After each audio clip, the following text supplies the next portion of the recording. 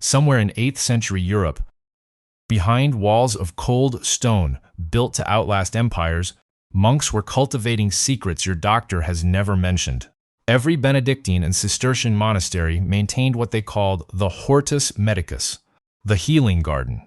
In 812 AD, Charlemagne commanded every monastery in his empire to grow a precise list of 73 medicinal plants in a royal decree called the Capitulare Divius. These monks were the emergency rooms of the medieval world. Kings and peasants came to the gate when their bodies failed. What they learned, they recorded in manuscripts that outlasted plagues and collapsed civilizations. Today, we open those archives. These are the 10 sacred monastic plants and exactly how to use them right now. Plant number 1, lavender, Lavandula angustifolia. In medieval monasteries, lavender was classified as one of the 4 primary aromatic herbs of the physic garden. Hildegard von Bingen, the 12th century Benedictine abbess and the era's greatest medical mind, prescribed it for what she called the ardor of the liver, her term for chronic stress and inflammatory overload. She was right. Linalool, lavender's dominant compound, measurably reduces serum cortisol within minutes of inhalation. Roll 2 fresh buds between your fingers, breathe slowly, and your nervous system downshifts in under 60 seconds. For minor burns, dab pure essential oil directly on the skin. The antimicrobial, analgesic effect is immediate. Grow in full sun, poor sandy soil, minimal water. Plant number 2, St. John's wort, Hypericum perforatum. Monks harvested it on one day, the feast of St. John the Baptist, June 24th, because they believed potency peaked at the summer solstice. Press the yellow flowers and they bleed red. That pigment is hypericin, one of the most studied compounds in botanical medicine. The monk's primary use was topical. Flowers infused in olive oil for 40 days produced a brilliant scarlet oil applied to bruised nerves, muscle injuries, and sunburned skin. Applied directly, it relieves nerve pain, the burning, shooting kind, with a speed that surprises first-time users. Fill a jar with freshly harvested flowers, cover with olive oil, leave in a warm, sunny window for 4 weeks, then strain into a dark bottle. Plant number 3, Calendula, Calendula officinalis. The word officinalis in its Latin name marks a plant officially classified for the officina, the monastery's active medicine storeroom. Monks kept large clay vessels of calendula oil in every infirmary because wounds and burns were constant, killers in a world without antiseptics. The moment the oil contacts damaged skin, its flavonoids, quercetin and isohamnitin, suppress the inflammatory cascade at the wound site. The cooling, relieving sensation is nearly instant. Grow from seed in almost any soil, full sun to partial shade. It blooms continuously from spring through first frost. Pack a jar with thoroughly dried petals, cover with olive oil, leave in a warm sunny window for 6 weeks, then strain into a dark bottle. But plant number 4. This is where the monastic story takes a turn most people have never heard. Plant number 4. Lemon balm, Melissa officinalis. Its name comes from the Greek word for honeybee. Beekeepers rubbed it on hives to keep swarms calm, and monks applied the same principle to their patients. Paracelsus, the 16th century physician, trained partly at monastic institutions, called it the elixir of life. The discalced Carmelite monks of Paris began selling their lemon balm tincture, eau de mélisse de Carme, commercially in 1611, prescribed across Europe for anxiety, palpitations, and nervous digestion for nearly 300 years. We now know why.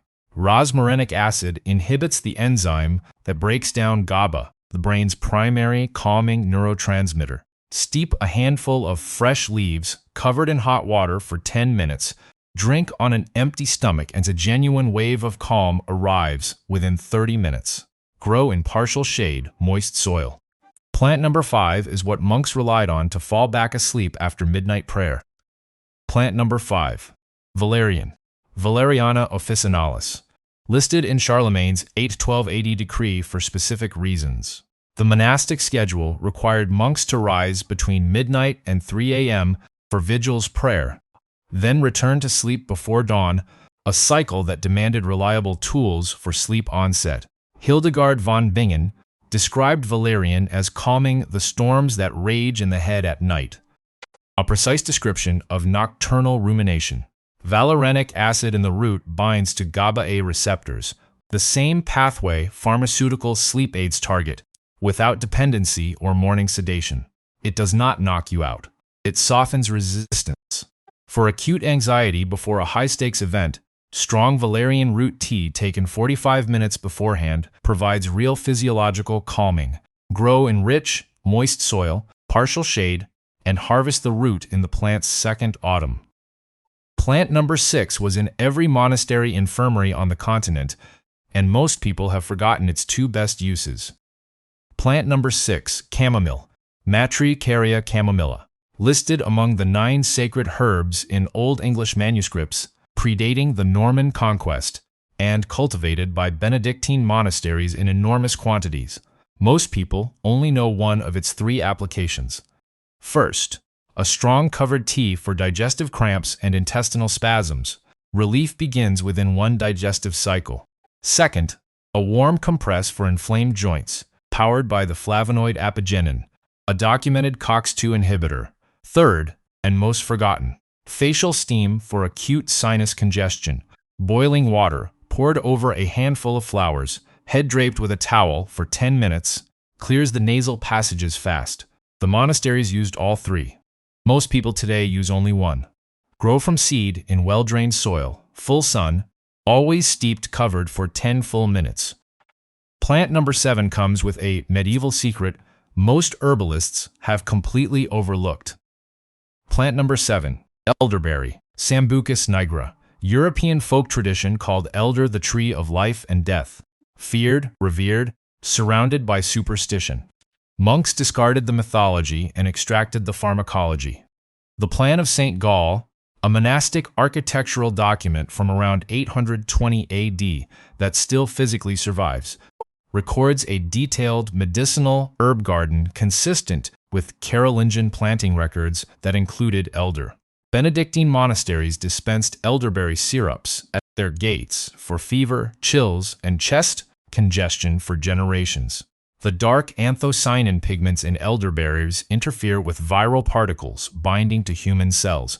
Most effective at the very first sign of illness. Make it. Simmer 1 cup dried elderberries in 3 cups water for 45 minutes. Strain, cool, stir in raw honey. 2 tablespoons at the first warning signs. Plant number 8 was deployed specifically for the failing mind. Plant number 8, rosemary. Rosmarinus officinalis, dew of the sea in Latin. It entered monastery gardens not as a cooking herb but as medicine for the mind. Hildegard von Bingen prescribed it for mental fog, poor memory, and the tension headaches that came from reading manuscripts in poor light. Inhaling 1,8-cineol, rosemary's dominant aromatic compound, measurably improves working memory within minutes. Confirmed in controlled research. If you have a tension headache right now, crush a fresh sprig between your palms and breathe for 60 seconds. The vasodilatory effect on blood vessels around the skull is real and rapid. Monks also boiled rosemary branches for asthmatic patients, supported by its documented bronchodilatory properties. Grow in full sun, sharply drained alkaline soil, minimal water. Plant number 9, thyme, Thymus vulgaris.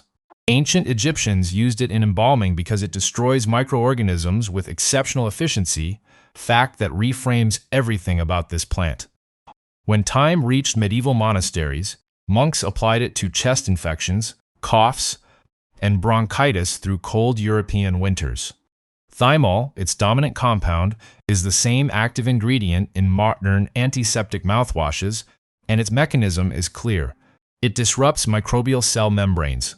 A strong infusion, 3 fresh sprigs steeped covered in boiling water for 15 minutes, acts as a genuine expectorant and bronchial relaxant. Feel the lungs begin to clear within a single treatment.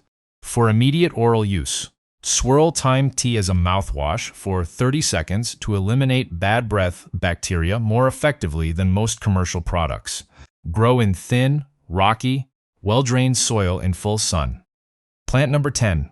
Feverfew, Tanacidum parthenium.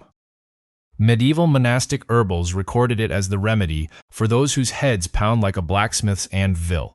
The 14th century Welsh physicians of Myddfai, healers with documented monastic connections, listed it as their primary treatment for recurring headaches and fever. Feverfew is one of the most rigorously validated plants in traditional medicine. Parthenolide inhibits platelet aggregation and the inflammatory signaling within the trigeminovascular system responsible for migraine pain. Multiple controlled trials, including a landmark Lancet study, confirmed daily feverfew significantly reduces both migraine frequency and severity. The monastic method. At the very first sign of a migraine approaching, eat 2 or 3 fresh leaves folded into a small piece of bread to offset the bitterness, exactly as monks did. Used at that early window, it can stop the cascade before the full attack sets in. Grow from seed in well-drained soil, full sun. Plant it once and it self-seeds every spring. These monks had no pharmacies, no laboratories, no supply chains. They had seeds, stone walls, and centuries of patient observation. Every plant on this list you can grow right now. If you enjoyed the video, hit that subscribe button and turn on notifications so you never miss our next upload. Thanks for watching. If you want to know which 5 herbs to start with and how to build a proper medicinal garden from scratch, that video is on screen. Watch it next.